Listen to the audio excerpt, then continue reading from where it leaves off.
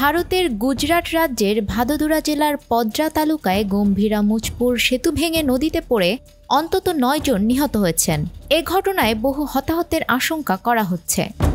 বুধবার সকালে ভয়াবহ এ দুর্ঘটনা ঘটে।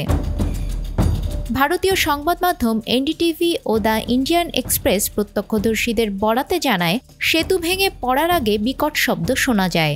এরপরই একে একে কয়েকটি গাড়ি নিচে পড়ে যায়।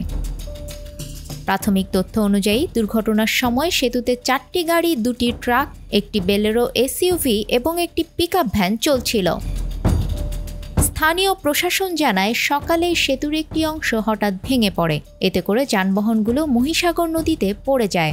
ঘটনাস্থলে সঙ্গে সঙ্গেই পৌঁছে ফায়ার সার্ভিস, পুলিশ, জেলা প্রশাসনের উদ্ধারকারী দল। তাদের সঙ্গে স্থানীয় বাসিন্দারাও উদ্ধার কাজে অংশ নেন। এখন পর্যন্ত 3 জনকে জীবিত উদ্ধার করে স্থানীয় হাসপাতালে ভর্তি করা হয়েছে। বান্ডেল থাকলে প্রতি সেনমানিতে টাকা বাঁচবে। বিকাশ সেনমানি বান্ডেল কিনে জিতুন প্রতি লেনদেনে।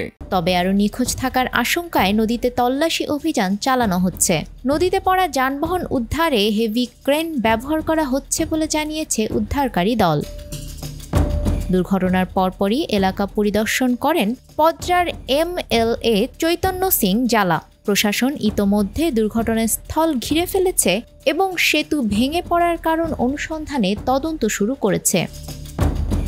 স্থানীয় বাসিন্দারা অভিযোগ করেছেন, এই সেতুটি দীর্ঘদিন ধরেই অবহেলিত ছিল।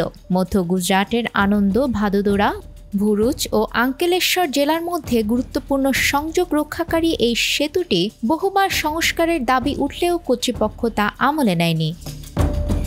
প্রাণহানির ঘটনায় শোক প্রকাশ করেছেন দেশটির প্রধানমন্ত্রী নরেন্দ্র মোদী। দুর্ঘটনায় নিহতদের পরিবারের জন্য 2 লাখ টাকা করে ক্ষতিপূরণ ঘোষণা করেছেন তিনি।